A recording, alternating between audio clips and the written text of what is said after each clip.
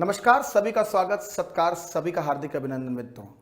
मैं इनके दादीच उत्कर्ष के इस विशाल मंच पर एक बार फिर प्रातः 8 बजे आप सभी का अभिनंदन करता हूं।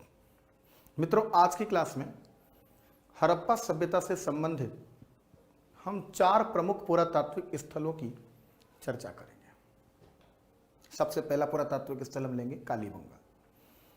इसके बाद हम पढ़ेंगे बच्चों बनवाली, हम पढ़ेंगे रोपड़, हम पढ़ेंगे राखीगढ़ी। कुछ छोटे स्थल हैं तो कुछ बड़े स्थल हैं, कुछ अपनी विशेष बातों के लिए जाने जाते हैं। तो हड़प्पा सभ्यता से संबंधित ये 4 महत्वपूर्ण स्थल हैं, हमें इनको देखना चाहिए। बाकी आप सभी सुबह सुबह उठ करके जो क्लास लेते हैं, इससे लगता है कि आप लोगों की तैयारी बहुत अच्छी चल रही है और आप सब जने जी जान से इस क्लास को प्रमोट करने में लगे हुए हो। उत्कर्ष आप लोगों के लिए दीपावली के दिनों में घर बैठे तैयारी करवा रहा है। इस YouTube चैनल के माध्यम से आप सबको इस क्लास को शेयर करना चाहिए, अपने स्टेटस पे इसको जगह देनी चाहिए, ताकि विद्यार्थी अधिक से अधिक इस क्लास से जुड़ें और उनको इतिहास सब्जेक्ट पढ़ने में सुलभता हासिल हो।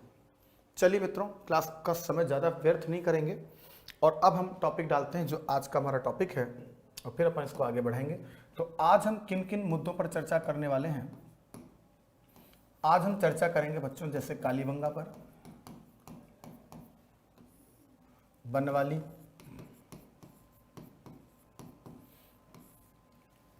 रोपड़,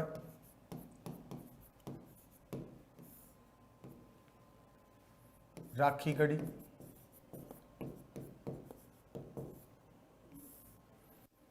ये प्रमुख हड़प्पा स्थल हैं जिनकी हम चर्चा आज करने वाले हैं। इससे पहले, ये तो आज का हमारा टॉपिक हो गया बच्चों। इससे पहले मैं आप लोगों को अभी तक हड़प्पा, मोहनजोदड़ो,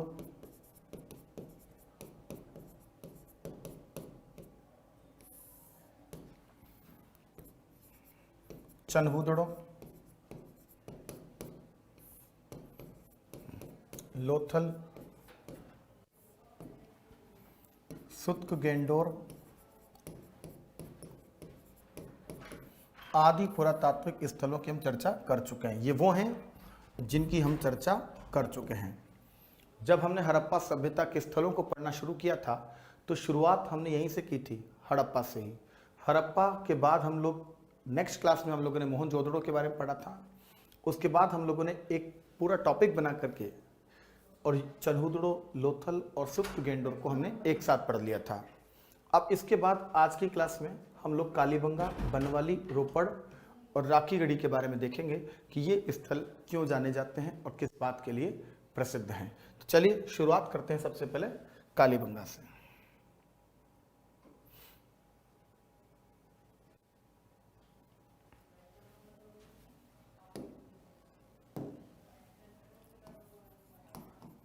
कालीबंगा,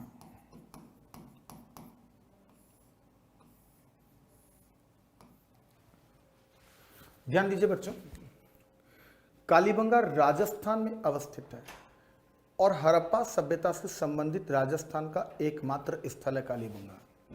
यानी जैसे आपको अन्य राज्यों में एक से अधिक स्थल मिलते हैं, जैसे पंजाब में मिलते हैं, हरियाणा मिलते हैं, गुजरात में मिलते हैं, लेकिन राजस्थान में अभी तक पहचान केवल इसी स्थल की हुई है जो हड़प्पा सभ्यता से संबंधित है।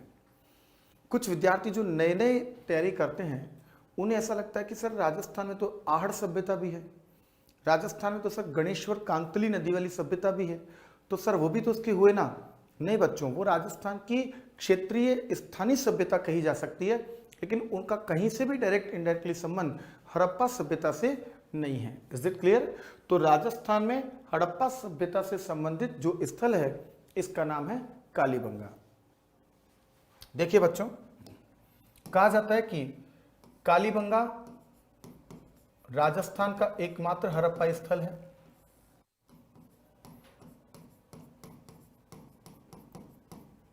एकमात्र हड़प्पाई स्थल है।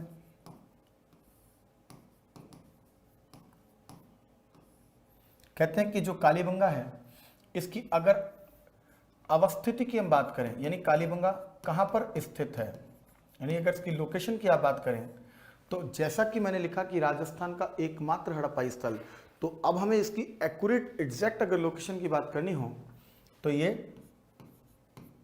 राजस्थान के हनुमानगढ़ जिले में, कौन सा, हनुमानगढ़ जिला, तो राजस्थान के हनुमानगढ़ जिले में, और कहते हैं कि हनुमानगढ़ जिले में भी दक्षिण पश्चिम दिशा में अवस्थित है। कहां पर बच्चों, दक्षिण पश्चिम दिशा में, भाई दक्षिण पश्चिम दिशा में अवस्थित है ये।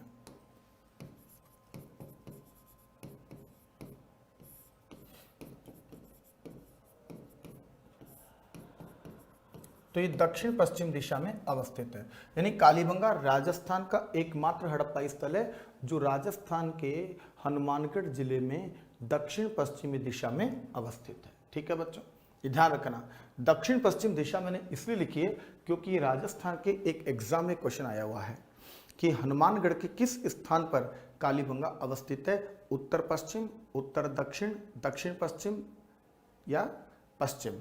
इस प्रकार से जो है प्रश्नों की कई बार लैंग्वेज हो जाती है। ध्यान दीजिएगा बच्चों, जो कालीबंगा है इसके बारे में कहा जाता है कि इसकी सर्वप्रथम जानकारी हमें किसने दी।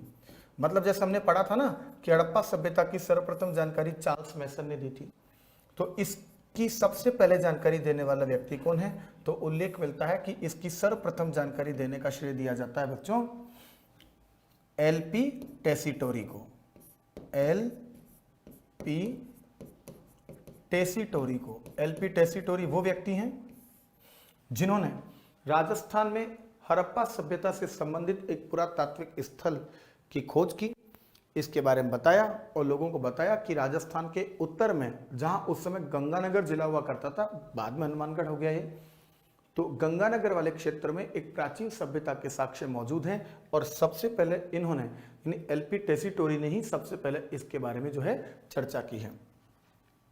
एलपी टेसीटोरी वो विद्वान भी हैं जिन्होंने राजस्थान में चारण समाज के योगदान पर एक विशद लेख लिखा है और उनकी महत्ता का भरी भूरी प्रशंसा जो है उन्होंने की है।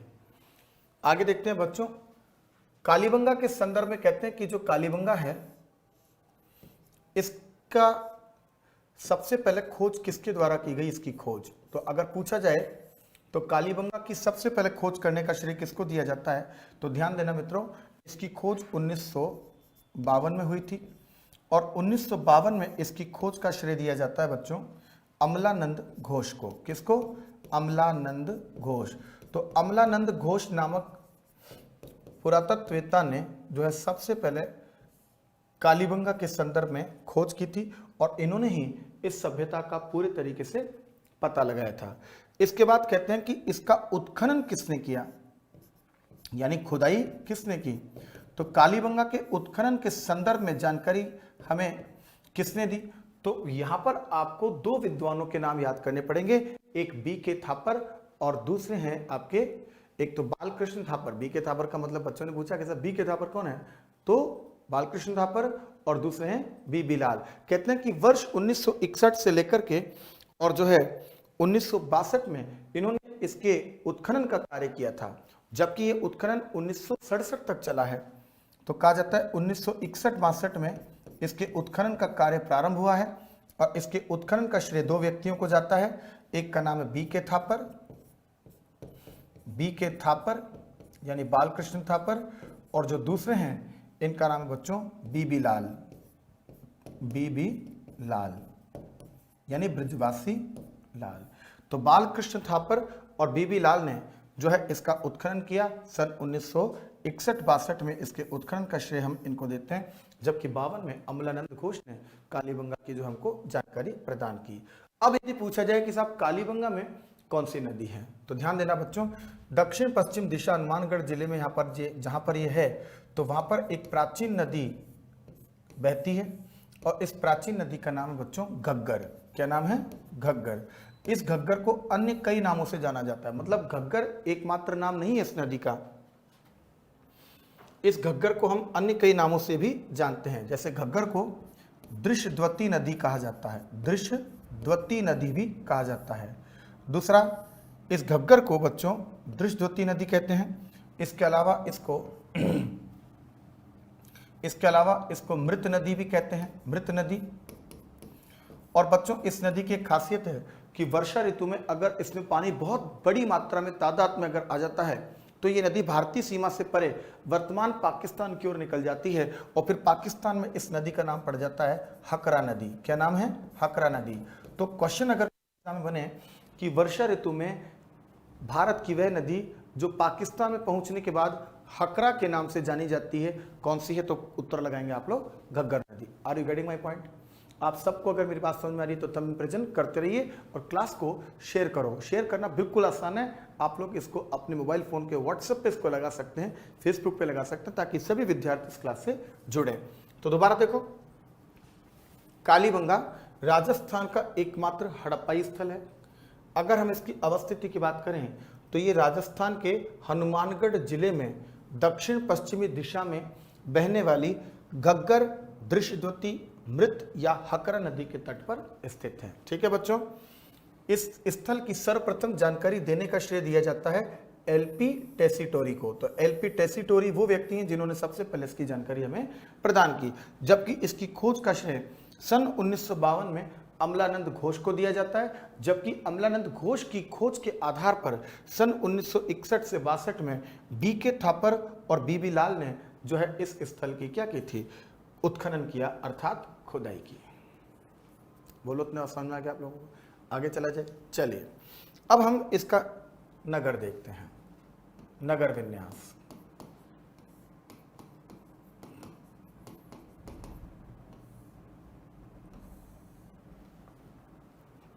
तो कालीबंगा का नगर विन्यास देखिए बच्चों, जैसे अन्य हड़प्पाई स्थल हैं ऐसे ही कालीबंगा था। ये कालीबंगा नगर, ये कालीबंगा नगर। हम ये मान लेते हैं कि यहां से जो है घग्गर नदी बह रही है। भाई घग्गर नदी के तट पे है नहीं है, तो ये घग्गर नदी हो गई। ठीक है बच्चों, ये घग्गर नदी हो गई। तो घग्गर नदी के तट पर है, घग्गर नदी के तट पर है।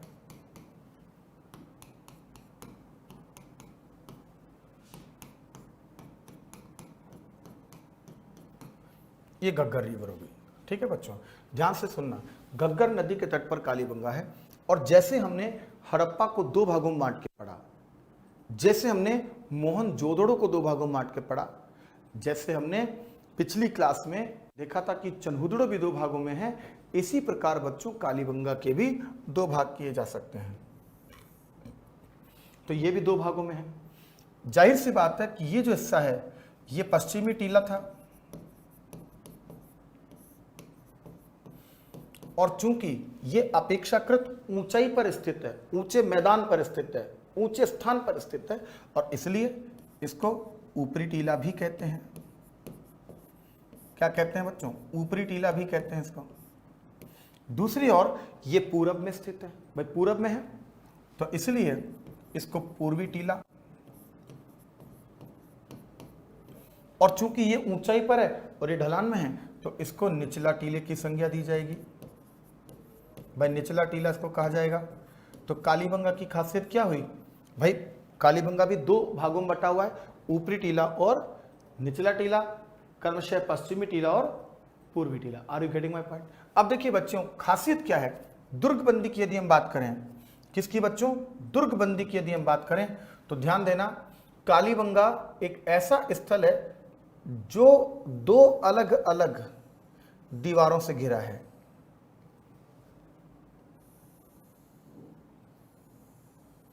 यानी इसके पश्चिमी टीले की दुर्गबंदी अलग मिलती है और इसके पूर्वी टीले की दुर्गबंदी हमें अलग मिलती है। दोनों की अलग अलग दुर्गबंदियां हैं। आपने देखा ना, दो हिस्सों में बटा हुआ है और दोनों की अलग अलग दुर्गबंदी है। भाई आपने पिछली क्लास में पढ़ा था कि साहब लोथल जो है वो एक की दीवार से उसके जो है दोनों टीले घिरे हुए हैं। पढ़ा था कि नहीं पढ़ा था? एक की दीवार से दोनों टीले घिरे हुए हैं। जबकि हमने क्या देखा कि कालीबंगा में भी दुर्गीकरण दोनों का मिलता है, पूरब का भी पश्चिम का भी। लेकिन लोथल और कालीबंगा में डिफरेंस क्या है कि यहां पर एक ही दीवार नहीं है बल्कि अलग अलग दीवारों से दोनों का क्या किया गया है? बताइए, घेराबंदी की गई है। इसका मतलब ये हुआ बच्चों कि इसकी खासियत क्या है। इसकी खासियत को आप यहीं की यहीं नोट कर सकते हो नगर विन्यास में, कि कालीबंगा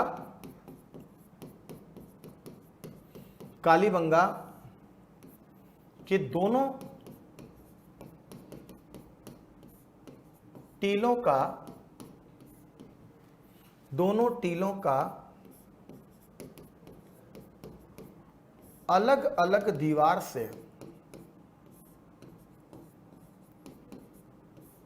या दोनों टीलों की अलग अलग दीवार से घेराबंदी की गई थी। यानी अलग अलग दीवार से घेराबंदी की गई थी। और इसलिए ध्यान रखना, कालीबंगा को अपन दोहरा दुर्गीकरण का नगर भी कहते हैं। यानी एकमात्र ऐसा स्थल है जहां से दोहरा दुर्गीकरण आपको देखने को मिलता है। ठीक है ना बच्चों, आपको समझ में आ रहा होगा कालीबंगा को अपन क्या कहते हैं, दोहरा दुर्गीकरण।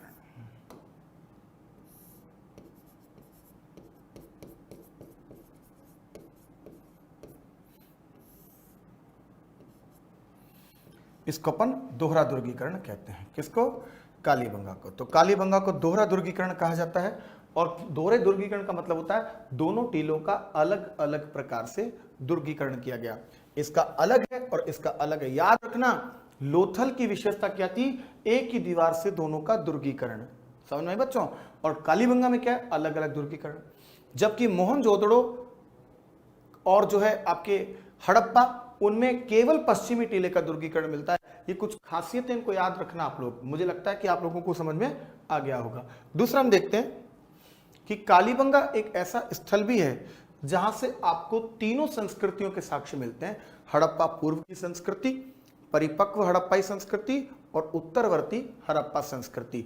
ये विशेष पॉइंट करके इसको नोट कीजिएगा आप लोग, एग्जाम में पूछी जाती है। यानी यहां से, यानी कालीबंगा से, इसको अपन अगले पेज पे देख लेते हैं। चलिए, तो यहां से यानी कालीबंगा से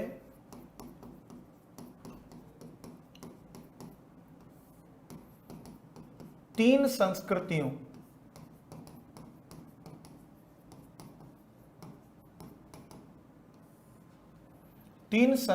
के चरण यानी साक्ष्य प्राप्त होते हैं। तीन संस्कृतियों के चरण यानी साक्ष्य प्राप्त हुए हैं। तीन संस्कृतियों के चरण प्राप्त हुए अपने को यहां से। कौन कौन सी? नंबर 1 हड़प्पा पूर्व की संस्कृति यानी प्राक हड़प्पाई संस्कृति। नंबर 2 परिपक्व हड़प्पाई संस्कृति।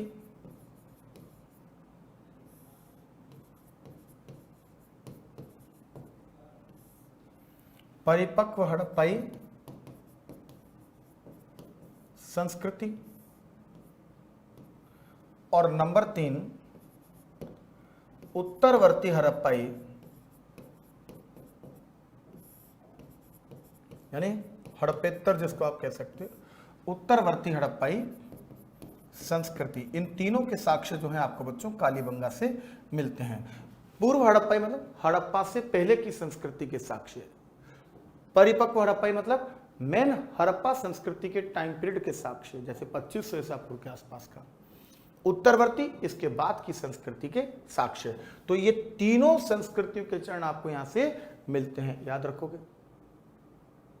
Is that clear?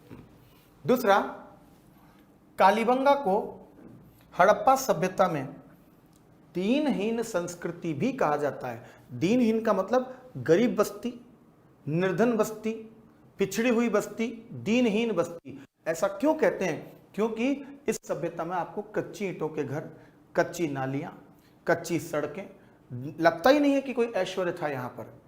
तो इसलिए कालीबंगा को क्या कहा गया है? दीनहीन बस्ती। कालीबंगा को हड़प्पा सभ्यता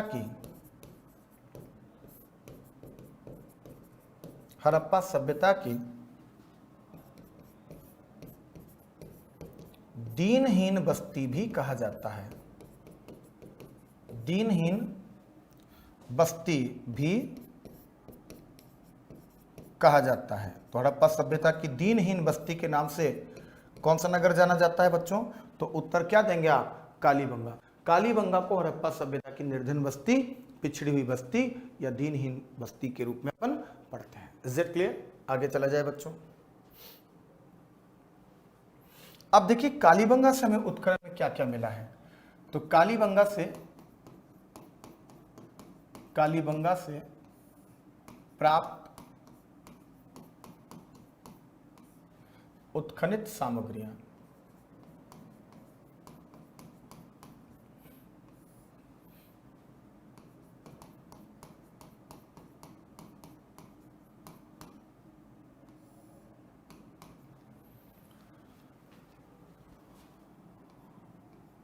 कालीबंगा से प्राप्त उत्खनित सामग्रियां। तो चलिए देखते हैं। देखो बच्चों, यहां से अपने को क्या क्या मिला। मैंने हर बार बताया है कि इस टॉपिक में आपको जो चीजें मिली हैं, जो खुदाई में जहां से जो भी मिला है उसकी सूची ही तैयार करनी पड़ेगी और इस सूची को ही याद करना पड़ेगा आपको। जैसा हमने हड़प्पा में किया था, जैसा हमने मोहनजोदड़ो में किया था, जैसा हमने चन्हुदड़ो में किया था, लोथल में किया था, इसी प्रकार कालीबंगा से जो कुछ मिला आपको उसकी सूची के बिना वो तैयार होगा ही नहीं। चलो देखते हैं बच्चों। तो कालीबंगा में जैसे हमें क्या क्या मिला, देखिए बच्चों, कच्ची ईंटों के फर्श, आप लोग नोट करते रहें, कच्ची ईंटों के फर्श। तो यानी यहां से कच्ची ईंटें मिली हैं, कच्ची ईंटों के फर्श यहां से आपको प्राप्त हुए, जैसे बाकी स्थानों से आपको पकी हुई ईंटों के फर्श मिलते हैं। नंबर दो, दोहरी जुताई युक्त खेत, दोहरी जुताई युक्त खेत क्या है बच्चों? दोहरी जुताई युक्त खेत, यह आपको यहां से मिलेगा। फिर देखिए दोहरी जुताई कैसे, जैसे ये खेत है बच्चों, ध्यान देना, ये खेत है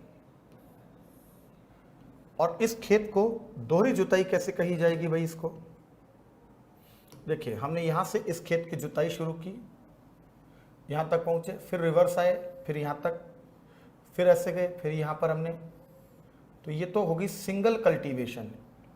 ये तो क्या हो गया बच्चों? Single cultivation.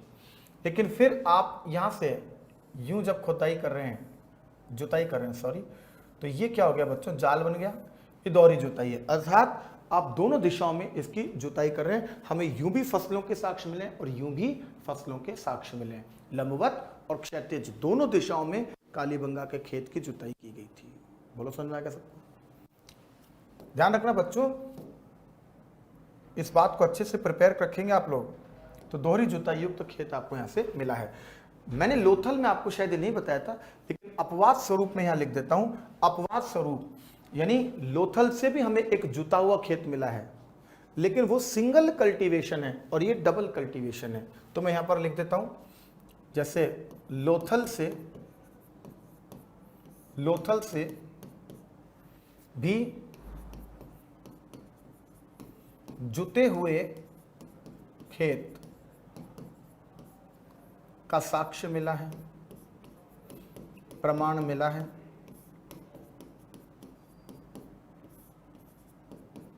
लेकिन अंतर क्या है? यहां पर दोहरी जुताई है और वहां पर क्या है बच्चों? सिंगल कल्टीवेशन है। ठीक है, आगे चलते हैं। तो ये दो बातें यहां से हो गई। कालीबंगा से देखिए और क्या मिलता है। तो हमें एक बालक की खोपड़ी के साक्ष्य मिले, जैसे कंकाल होता है ना, बालक के खोपड़ी का कंकाल मिला है। और खास बात यह है कि उस बालक की खोपड़ी में 6 छेद मिलते हैं अपने को, यानी 6 छेद किए गए। अब प्राकृतिक तौर पर तो खोपड़ी में छेद होते नहीं, हमने तो देखे नहीं किसी की खोपड़ी में छेद। ये तो भैया क्या होता है कि कृत्रिम रूप से किए गए होंगे, यानी ऑपरेशन किया गया होगा, शल्य चिकित्सा की गई होगी, कुछ भी हो सकता है। तो शल्य चिकित्सा के प्रमाण के तौर पर अपन इसको पढ़ सकते हैं। तो एक बालक की 6 छिद्र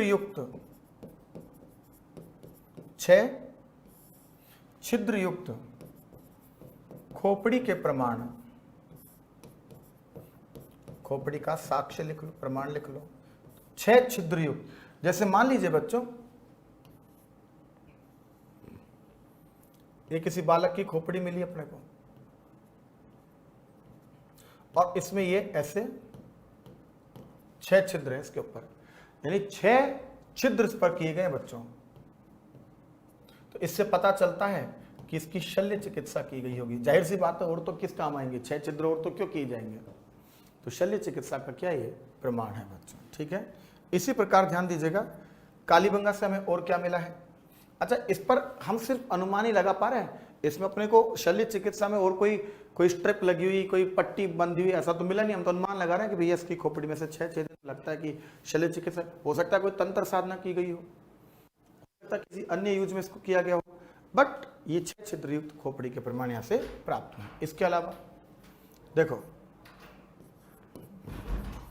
लकड़ी की नाली, लकड़ी की नाली, ये बहुत यूनिक फैक्ट है, मतलब बहुत इंपॉर्टेंट फैक्ट है, क्योंकि लकड़ी की नाली का एकमात्र प्रमाणित स्रोत या प्रमाणित स्थान केवल क्या है, कालीबंगा। यानी पक्की हुई नालियों के साक्ष्य नहीं है यहाँ पे यहाँ सिर्फ लकड़ी की नाली के आपको साक्ष्य देखने को मिल जाएंगे। तो लकड़ी की नाली यहां से मिलती है, अपने आप में इंपॉर्टेंट बात है ये। इसी प्रकार 3-4 घरों के बाहर, 3-4 घरों के बाहर कुआं, यानी हर 3-4 घरों के बाहर क्या मिला है, एक कुआं मिला है आपको। हर 3-4 घर के बाहर, जैसे ये घर, ये किसी पड़ोसी का घर, ये फिर उसके अगले पड़ोसी का घर, ये फिर किसी पड़ोसी का घर, ये फिर किसी पड़ोसी का घर, ये इधर किसी पड़ोसी का घर। तो इन 3 लोगों के आगे ये कुआं मिला है, इधर 4 लोगों के आगे एक कुआं मिला है। यानी कालीबंगा में हर 3-4 घरों के बाहर एक कुआं मिला है। अब यहां पर एक अपवाद आप सुन लो, मिलता जुलता अपवाद, जैसा अपन ने यहां पे लिखा था लोथल में, यानी कुएं आपको मोहनजोदड़ो से भी मिले हैं, कुएं मोहनजोदड़ो से भी मिले हैं, लेकिन मोहनजोदड़ो में प्रत्येक घर में कुआं मिला है। तो अपवाद क्या हो गया, मोहनजोदड़ो में, ये नोट करते चलो बच्चों साथ के साथ, मोहनजोदड़ो में प्रत्येक घर से कुआं मिला है, प्रत्येक घर में कुआं मिला है। याद रखोगे इसको। तो मोहनजोदड़ो से आपको कुआं मिला है, जो प्रत्येक घर में मिला है, जबकि कालीबंगा में हर 3-4 घर के बाहर क्या मिला है, कुआं मिला है। ठीक है बच्चों, ध्यान रखोगे इस बात को। अगला पॉइंट देखते हैं, नेक्स्ट अगला पॉइंट देखते हैं बच्चों। नेक्स्ट पॉइंट, यहां से अपने को फारस की मोहर भी मिली है, फारस की बेलनाकार मोहर।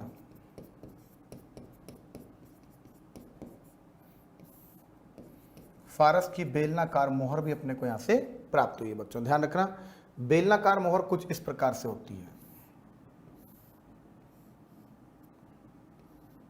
ऐसे सिलेंड्रिकल सील ऑफ पर्शिया, ये बेलनाकार मोहर है। क्योंकि हड़प्पा सभ्यता की मोहरें ऐसी होती थी, चौकोर। ये हड़प्पा सभ्यता की मोहरें चौकोर, गोल, आयताकार, ये हड़प्पा सभ्यता की मोहरें हैं, और ये फारस की मोहरें हैं। यानी ये तो क्या है, हड़प्पा सभ्यता की मोहरें, हड़प्पाई मोहरें, जो यहां से नहीं मिली है। ध्यान रखना, यहां से हम क्या कह रहे हैं, ये तो मैंने सिर्फ एक एग्जाम्पल दिया है, और ये क्या है, बेलनाकार मोहर, जो कि फारस की है, जो आपको यहां से मिलती है। मैंने डिफरेंस बताया है। तो अब बताइए, अगर कालीबंगा से बेलनाकार मोहर मिल रही है, तो इसका क्या अर्थ लगाएं हम। इसका अर्थ है कि यहाँ के लोगों का या तो मेसोपोटामिया अर्थात फारस आना जाना होगा, व्यापारिक संबंध होंगे, उनका आना जाना होगा। यानी दोनों सभ्यताओं के बीच में व्यापारिक रिलेशन, संबंधों की चर्चा आप कर सकते हो। ठीक है जी, देखो यहां से हमें मुख्य फसलें मिलती हैं, प्रमुख फसलों के साक्ष्य मिले हैं, कुछ फसलों के साक्ष्य मिलते हैं। जैसे यहां से अपने को देखिए, सरसों, सरसों, गेहूं, जौ, बाजरा, इन फसलों के यहां से अपने को साक्ष्य मिले हैं। और कपास के भी साक्ष्य मिले, ध्यान रखना, कपास का साक्ष्य भी अपने को यहाँ से मिला है। तो ये प्रमुख फसलों के रूप में इन फसलों के साक्ष्य मिलते हैं। आप देख रहे होंगे कि गेहूं जो तो सर सब जगह से मिल रहा है। तभी तो मैंने आपको पहले दिन ही कहा था कि हड़प्पा सभ्यता में गेहूं जो एक बहुत ही महत्वपूर्ण फसलों का समुच्चय है, जहां इसका सर्वाधिक उपभोग किया जाता था। इसके अलावा बच्चों यहां से अपने को जला हुआ चावल मिला है। वो मैंने इसमें क्यों नहीं लिखा, क्योंकि ये तो मुख्य फसलों में आ गया। जला हुआ चावल मतलब जिसको पकाया गया था, तो पकाया हुआ मतलब जिसको बनाया गया था, तो पका हुआ चावल का साक्ष्य आपको यहां से मिलता है, ठीक है ना। तो पकाए गए चावल के साक्ष्य, भाई खाने के लिए बनाए गए, पकाए गए चावल के साक्ष्य जो है आपको कालीबंगा से मिलेंगे बच्चों, यहां से प्राप्त हुए हैं अपने को। इसके अतिरिक्त और क्या मिला है सर, तो बच्चों इसके अतिरिक्त और भी चीजें मिली हैं हमें। जैसे उदाहरण के बतौर अगर अपन देखें तो यहां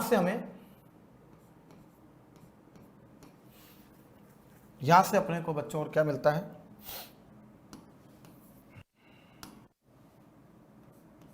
देखिए अलंकृत ईंटें जिनको सजावटी ईंट कहते हैं। अलंकृत ईंटें अर्थात सजावटी ईंटें, यानी कुछ ईंटें ऐसी जिनको सजाया गया था। अलंकृत या सजावटी ईंटें अपने को यहां से प्राप्त हुई है बच्चों, ध्यान रखोगे ना इस बात को। जैसे ईंट के ऊपर साज सज्जा, डेकोरेटेड ईंटें, उनके ऊपर कुछ किसी प्रकार की कोई नक्काशियां, डिजाइन्स, तो अलंकृत ईंटों का साक्ष्य अपने को यहां से मिलता है, ठीक है ना बच्चों। कुछ घरों की दीवारों पर बड़ी बड़ी दरार मिली है, बड़ी बड़ी दरार, तो कहते हैं कि यहां पर भूकंप आए होंगे। घरों की दीवारों पर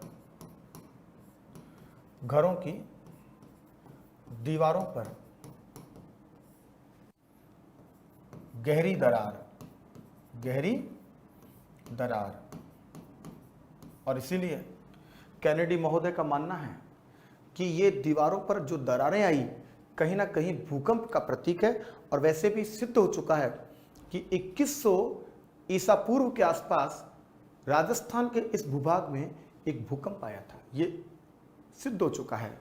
तो हम ये लिख देते हैं यहाँ पे नोट डालकर, 2100 ईसा पूर्व के लगभग इस क्षेत्र में भूकंप आया था।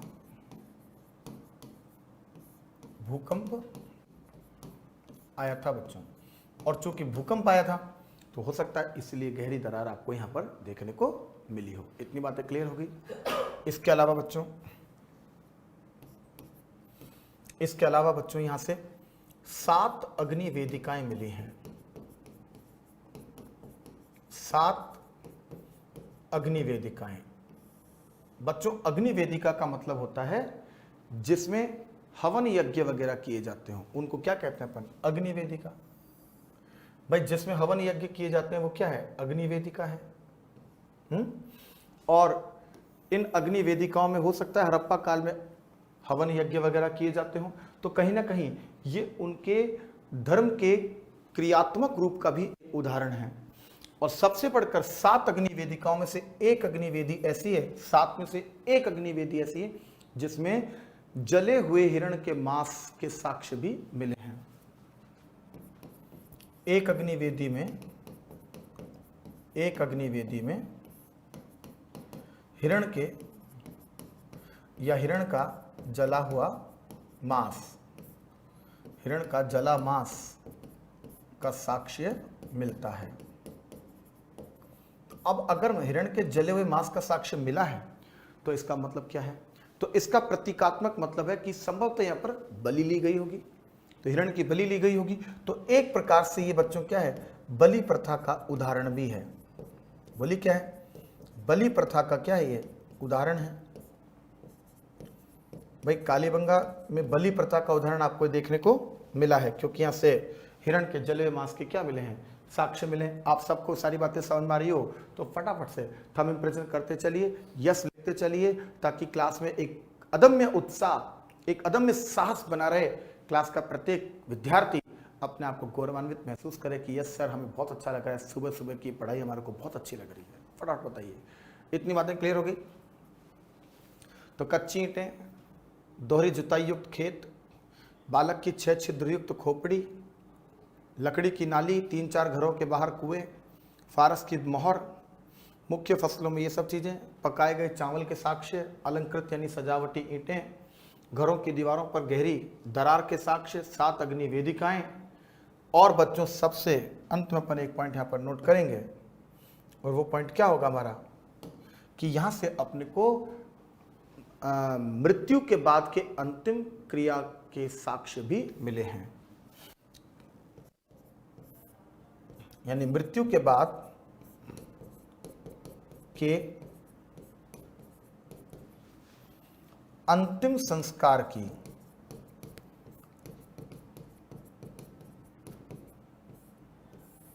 अंतिम संस्कार की 3 विधियों के साक्ष्य मिले हैं। यानी यहां के लोगों का 3 प्रकार से अंतिम संस्कार किया जाता था। कौन कौन सी विधि है बच्चों? तो 3 विधियों के साक्ष्य मिले हैं। जैसे नंबर 1, दाह संस्कार। बच्चों, दाह संस्कार का मतलब होता है शव को जला देना, जैसा कि भारत में हिंदू रीति रिवाज में ये प्रचलित है। दूसरा है बच्चों आंशिक शवाधान, मतलब शव को पहले खुले में छोड़ देना ताकि जंगली जीव जंतु पशु पक्षी उसका उपभोग कर लें, और फिर बचे हुए भाग को दफना देना। तो आंशिक शवाधान, तो इसके प्रमाण आपको यहां से मिलते हैं। नंबर तीन पूर्ण शवाधान। तो पूर्ण शवाधान के साक्ष्य भी यहां से आपको मिलते हैं। तो पूर्ण शवाधान का मतलब क्या हो गया? पूर्ण तरीके से शव को दफना देना। तो इस प्रकार शवाधान के साक्ष्य आपको यहां से मिलते हैं। बच्चों, जहां पूर्ण शवाधान किया गया, उन समाधियों को या उन कब्र को जब देखा गया खोल करके, तो पता चलता है कि जिस व्यक्ति को दफनाया गया उसका सिर हमेशा उत्तर दिशा में होता था और पैर हमेशा दक्षिण दिशा में होते थे। जैसे ये कंकाल है और इस व्यक्ति को दफनाया गया था,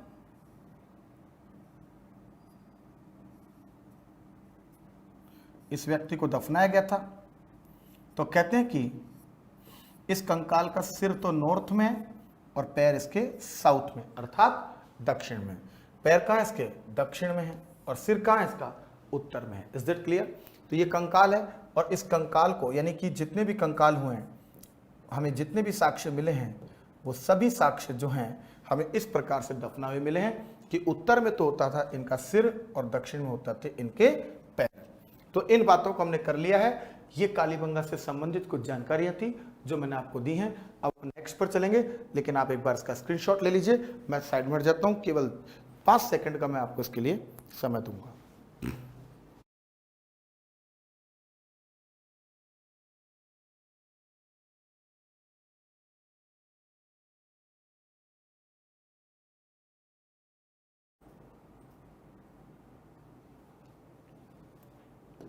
आप इसका भी स्क्रीनशॉट ले लीजिए।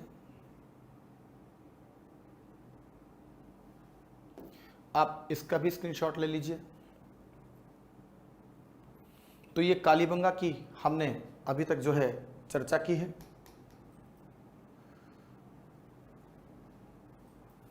भैया, हमने अभी तक कालीबंगा की चर्चा की है।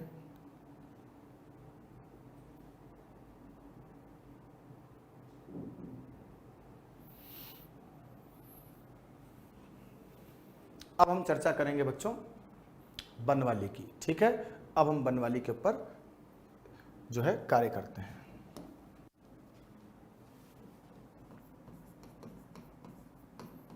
बनवाली,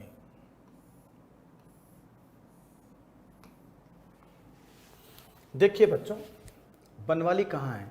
बनवाली भी हड़प्पा सभ्यता का एक बहुत ही शानदार स्थल है, बहुत ही विकसित सभ्यता स्थल है, विकसित नगरी सभ्यता का परिचायक है। बनवाली एक औद्योगिक केंद्र के रूप में जाना जाता है हड़प्पा सभ्यता में, और बनवाली प्राचीन सरस्वती नदी के घाटी में उपस्थित है, और ये हरियाणा का एक बहुत ही महत्वपूर्ण हड़प्पाई स्थल है जो कि 1973-74 में प्रकाश में आया था। तो चलिए देखते हैं इसकी कुछ बातों को। बनवाली की अगर अवस्थिति की हम चर्चा करें कि बंगाली कहाँ है, तो ध्यान दीजिएगा मित्रों, बनवाली पड़ता है आपके, वह बनवाली कहाँ पर उपस्थित है, बनवाली कहाँ पर है ये बनवाली, तो ये हरियाणा राज्य में है, हरियाणा राज्य में है ये, और हरियाणा राज्य के हिसार जिले में, कहां पर, हिसार जिले में, हरियाणा के हिसार जिले में स्थित है बनवाली। ठीक है बच्चों, कहां पर है, हरियाणा के हिसार जिले में बनवाली स्थित है। कहते हैं कि हरियाणा के हिसार जिले में बनवाली जो है कौन सी नदी के तट पर है, तो अगर नदी से संबंधित बात आपसे पूछी जाए बच्चों तो ध्यान देना, बनवाली पड़ता है रंगोई नदी के तट पर। कौन सी नदी है बच्चों, रंगोई नदी, और यही रंगोई नदी प्राचीन सरस्वती के नाम से जानी जाती है हरियाणा में।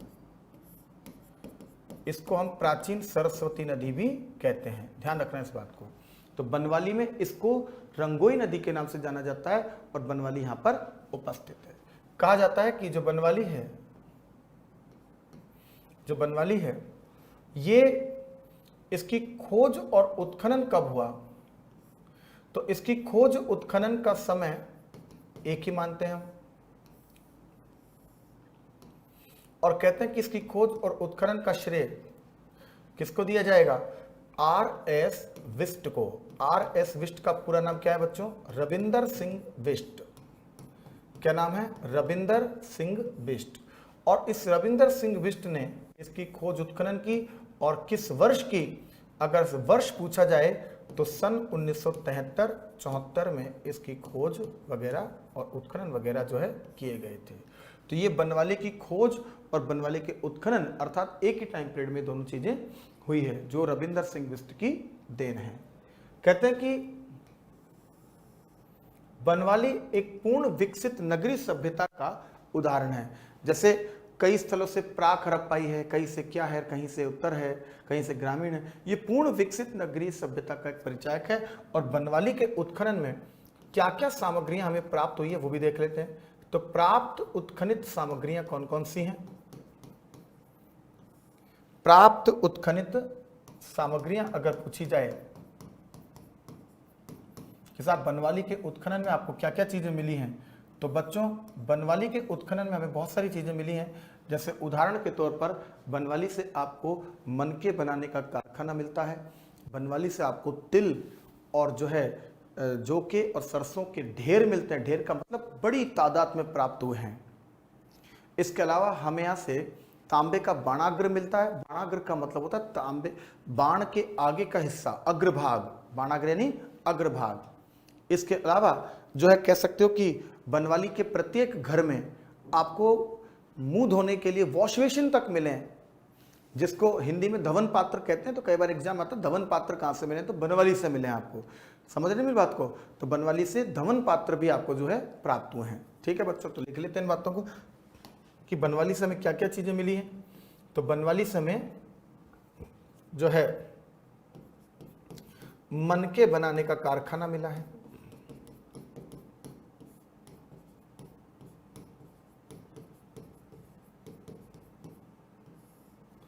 नंबर 2 बनवाली से हमें घरों में मुंह धोने के लिए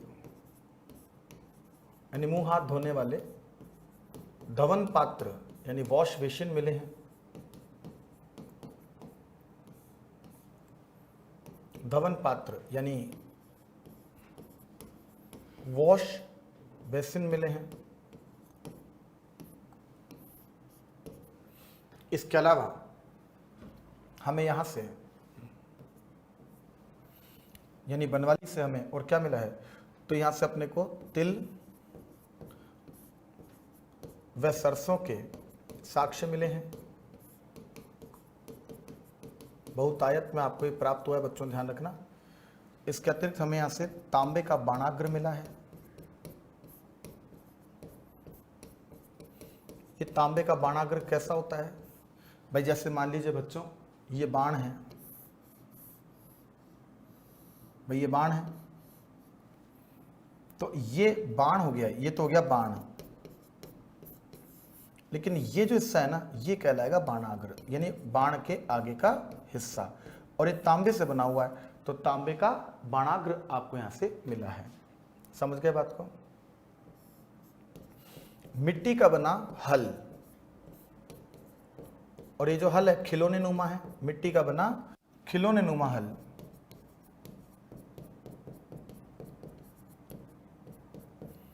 खिलौने नुमा हल, तो मिट्टी का बना खिलौने नुमा हल। अब देखिए बच्चों, यहां से आपको मनके बनाने के कारखाने मिल रहे हैं, खिलौने नुमा हल मिल रहा है, तो कहते हैं कि ये जो स्थल है ना बनवाली, ये हड़प्पा सभ्यता का कैसा स्थल है, इसको एक दर्जा दिया जाता है, इसको कहा जाता है हड़प्पा सभ्यता का जो है औद्योगिक केंद्र, यानी इसको भी हड़प्पा सभ्यता के औद्योगिक केंद्र का दर्जा दिया जाता है। क्या दिया जाता है? इसको भी हड़प्पा सभ्यता के औद्योगिक केंद्र का जो है दर्जा दिया जाता है। तो ये तमाम बातें आप लोग ध्यान रखेंगे। तो हड़प्पा सभ्यता में अवस्थिति हरियाणा, हिसार, नदी रंगोई, प्राचीन सरस्वती, खोज उत्खनन RS बिष्ट 1973-74, प्राप्त उत्खनित सामग्रियों में मनके बनाने के कारखाने, घरों में मुंह धोने वाले धवन पात्र यानी वॉश बेसिन, तिल और सरसों के जो है साक्ष्य, तांबे का बाणाग्र, मिट्टी के बने खिलौने नुमा हल। तो बहुत सारी चीजें यहां से मिली है। और फिर ये विकसित नगर भी था, ये हड़प्पा सभ्यता के विकसित नगरों में से एक है ये, इसको विकसित नगर का तमगा है। जैसे कालीबंगा को अपन क्या कहते हैं? दीनहीन बस्ती, यहां पर विकसित नगर। अच्छा, कालीबंगा में एक बात आप और ध्यान रख सकते हो कि जो कालीबंगा है ना भैया, इसको हमने दीनहीन बस्ती कह ही दिया था, ये सारी चीजें यहां पर हो ही गई।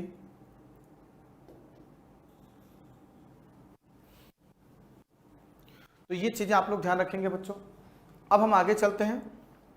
तो बनवाली तक के लिए आपको इतनी चीजें पढ़नी है, इनको विस्तार से पढ़िए, इनको याद कीजिए। हर जगह से तो बहुत सारी चीजें नहीं मिल सकती, हमारी भी एक सीमाएं हैं, और सीमा ये है कि बनवाली जैसे पूरा स्थलों को जो है लंबवत तरीके से इसका उत्खनन किया गया, और जहाँ लंबवत उत्खनन होता है वहाँ पर सामग्रियाँ सीमित मिलती है। लेकिन मोहनजोदड़ो और कहते हैं कि हड़प्पा का उत्खनन क्षैतिज दिशा में किया गया, इसलिए वहाँ पर सामग्रियों की कोई कमी नहीं है, वहाँ पर बहुत सारी सामग्रियाँ आपको एक साथ जो है प्राप्त हुई है। तो दोनों में एक डिफरेंस तो है ही ना, दोनों के स्वरूप में अंतर है, दोनों के उत्खनन की प्रक्रियाओं में अंतर है, तो इस वजह से ये चीजें हैं। चलिए स्क्रीनशॉट ले लीजिए इसका आप लोग फटाफट से।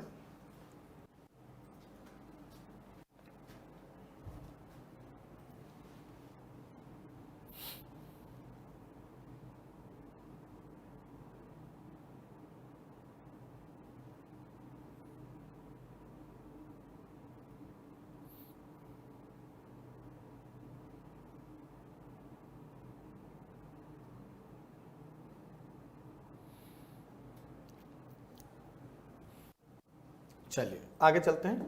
अब इसी क्रम में अपन राखी गढ़ी की चर्चा कर लेते हैं। राखी गढ़ी, तो बच्चों ध्यान देना, राखी गढ़ी भी एक हड़प्पाई स्थल है, राखी गढ़ी भी एक हड़प्पाई स्थल है, और राखी गढ़ी जो है हरियाणा में स्थित है। कहां पर है बच्चों? हरियाणा में। तो राखी गढ़ी की एग्जैक्ट लोकेशन क्या है? हरियाणा, और हरियाणा में ये हिसार जिले में है। कौन सा जिला है बच्चों?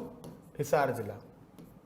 हरियाणा में हिसार जिले में है राखी गढ़ी नामक स्थल, और यहां पर प्राचीन सरस्वती नदी के तट पर ये अवस्थित है। प्राचीन सरस्वती नदी के तट पर ये अवस्थित है। कहते हैं राखी गढ़ी की खोज सूरजभान ने की थी, 1969 में बताई जाती है। सूरजभान के द्वारा जो है राखी गढ़ी की खोज की गई, जबकि राखी गढ़ी का उत्खनन रफीक मुगल और अमरेंद्र नाथ के नेतृत्व में किया गया था। तो इसके खोजकर्ता और इसके उत्खननकर्ताओं में थोड़ा सा डिफरेंस है। खोज इसकी 1969 में हुई, जबकि उत्खनन इसका 1997 में हुआ। तो राखी गढ़ी की खोज एक पुरातात्विक स्थल के रूप में सूरजभान ने की थी, और सन 1969 में जो है 69 में इसकी खोज की गई। जबकि यदि हम इसके उत्खनन की चर्चा करें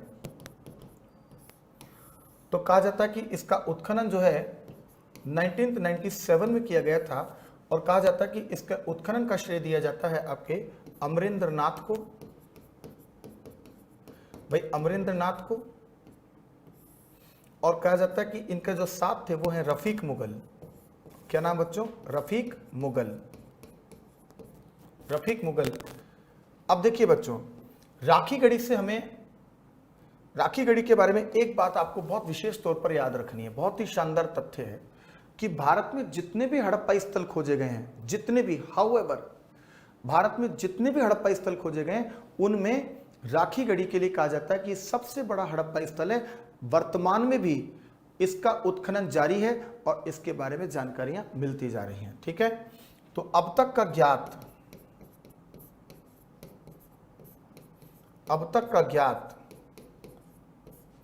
भारतीय सीमा में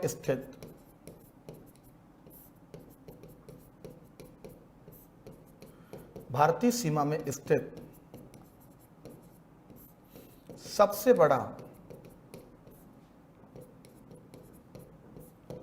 बड़ा हड़प्पाई पुरातात्विक स्थल है। ये हड़प्पाई पुरातात्विक स्थल है। तो हड़प्पा सभ्यता का सबसे बड़ा पुरातात्विक स्थल कौन सा है? बताइए। राखी गढ़ी अब तक का ज्ञात सबसे बड़ा भारतीय सीमा में स्थित सबसे बड़ा पुरातात्विक स्थल है। बच्चों ध्यान रखना। अब कहा जाता है कि राखी गढ़ी से आपको मिला क्या है? तो ज्यादा चीजें तो नहीं मिली, ज्यादा चीजें तो यहां से प्राप्त नहीं हुई है, लेकिन जो उत्खनित सामग्रियां हैं, उत्खनित सामग्रियों की यदि हम चर्चा करें तो बच्चों यहां पर हमें एक शवाधान प्रक्रिया मिली है, और कहते हैं कि प्रेमी युगल शवाधान इसको कहा जाता है। यानी एक ही कब्र में स्त्री और पुरुष को दफनाने की प्रक्रिया का साक्ष्य मिला है, तो इनको इतिहासकारों ने प्रेमी युगल शवाधान का नाम दिया है। प्रेमी युगल शवाधान।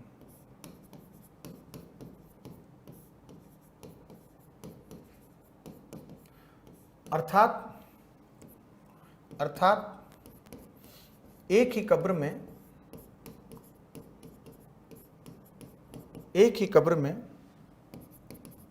स्त्री व पुरुष दोनों को दफनाने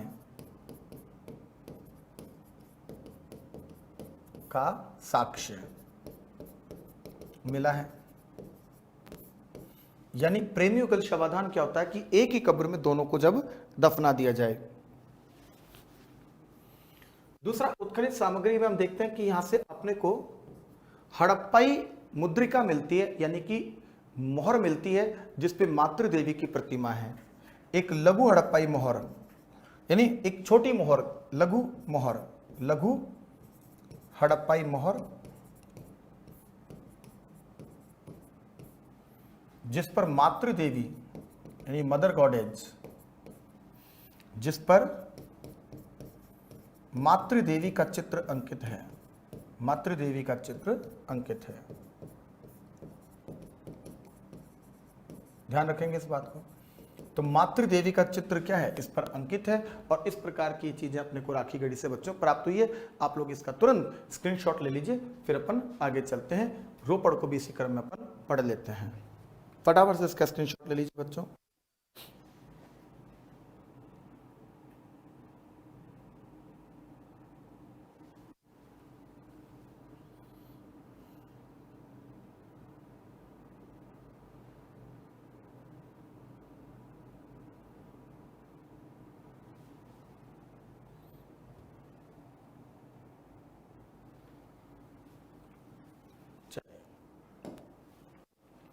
अब हम बात कर लेते हैं रोपड़ की।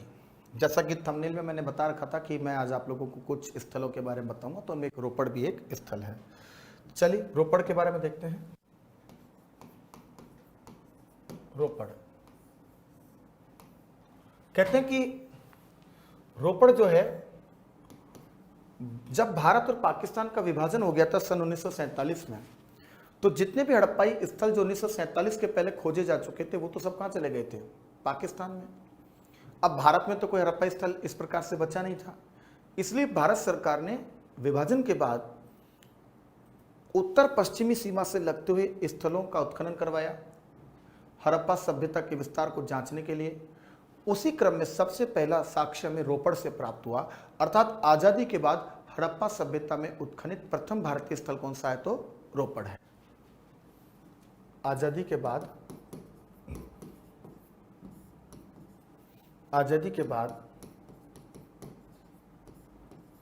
भारतीय भूभाग में खोजा गया यह प्रथम पुरातात्विक स्थल है। प्रथम पुरातात्विक स्थल है। तो जाहिर सी बात है कि अगर प्रथम पुरातात्विक स्थल है तो सर इसकी खोज कब हुई? देखिए बच्चों, इसकी खोज हुई थी सन 1949-50 में, 1949-50 में, और इसकी खोज का श्रेय दिया जाता है बच्चों यज्ञदत्त शर्मा को। तो अगर आपसे पूछा जाए कि इसकी खोज का श्रेय किसको देंगे आप, तो यज्ञदत्त शर्मा।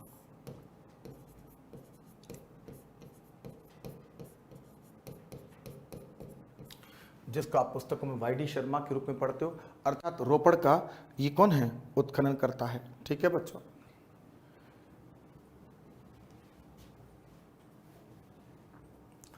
ये एक्चुअली बच्चों ये उत्खनन करता है। उत्खनन शब्द यहां पे नोट करेंगे आप लोग, उत्खनन करता, ये उत्खनन करता है बच्चों वाई डी शर्मा, यज्ञ दत्त शर्मा जो है वो उत्खनन करता है। और इसकी खोज जो उत्खनन जो इसका हुआ है ना, 1953 में हुआ है, 1953 में, जबकि 1950 में इसकी खोज हुई थी बीबी लाल के द्वारा। ये थोड़ा सा आप इसको कीजिएगा, बीबी लाल ने जो है इसकी खोज की है 1949-50 में, और इसका उत्खनन किया है यज्ञदत्त शर्मा ने सन 1953 में। अब आपको ये क्लियर है।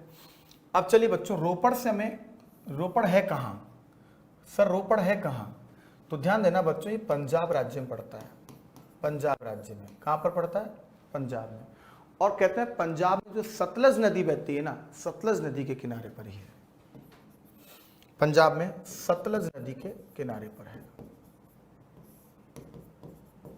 सतलज नदी के तट पर रोपड़ स्थित है। इतनी बातें क्लियर।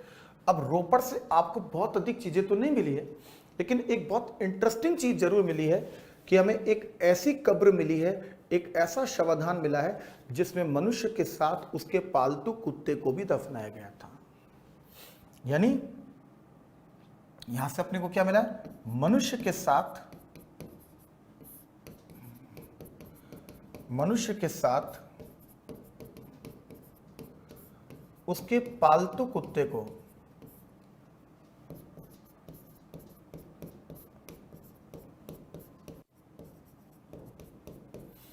दफनाए जाने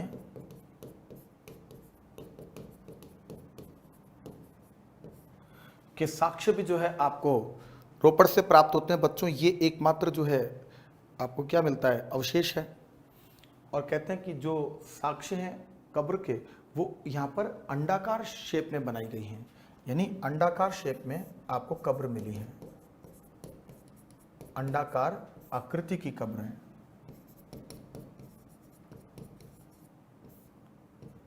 कब्र, जो कब्रें मिली हैं वो अंडाकार शेप की भी आपको यहाँ पे प्राप्त हुई। ये बहुत ही इंपॉर्टेंट फैक्ट है इसका। तो आज़ादी के बाद खोजा गया पहला पुरातात्विक स्थल कौन सा है? रोपड़ है, जो कि पंजाब में सतलज नदी के तट पर है। बीबी लाल ने इसको 1949 या 50 में इसको खोजा था, जबकि वाई डी शर्मा ने, यज्ञदत्त शर्मा ने 1953 में जो है इसका उत्खनन किया। पंजाब में है ये, और यहाँ से मनुष्य के साथ उसके पालतू कुत्तों को दफनाए जाने के साक्ष्य और अंडाकार आकृति की कब्रें यहाँ से मिलती हैं। तो चलिए बच्चों, आज की क्लास में हमने रोपड़, बनवाली और हमने जो है कालीबंगा और सुतगेंडोर के बारे में, यानी इन चीज़ों के बारे में विस्तार से पढ़ा है। और फिर अपन नेक्स्ट क्लास में कुछ अन्य चीज़ों के साथ आएंगे। और उससे पहले मैं आपको कुछ ज़रूरी सूचना भी देना चाहता हूँ। और हमारी जरूरी सूचना ये है कि इसको आप देख रहे होंगे आपके स्क्रीन पर, उत्कर्ष लेकर के आया है दिवाली महाधमाका, महादिवाली धमाका। अब सिर्फ इसमें 2 दिन रह गए हैं और फिर आप कहेंगे कि सर दोबारा लाइए, तो ये 2 दिन के लिए अभी ऑफर शेष बचा है। ध्यान रखना बच्चों, चूकना नहीं है, इसको पूरे तरीके से इस्तेमाल करना है। ये दिवाली खुशियों वाली, क्योंकि तैयारी वाली होगी, ये सिलेक्शन वाली दिवाली। ठीक है बच्चों, सबसे अधिक गुणवत्ता मूलक, सबसे अधिक किफ़ायती ऑनलाइन कोर्सेज यहीं पर ही आपको मिलेंगे। खास बात यह कि 90% छूट हर कोर्स पर दी जा रही है। इसके अलावा आपको फ्री टेस्ट सीरीज मिलेंगी और 6 महीनों की एक्स्ट्रा वैलिडिटी मिलेंगी। तो इस दिवाली के महाधमाके ऑफर को आप लोग फटाफट से इसको इस्तेमाल कीजिए, क्योंकि यह दिवाली खुशियों वाली, क्योंकि तैयारी होगी सिलेक्शन वाली। तो बने रहिए उत्कर्ष के साथ। सबको नमस्कार।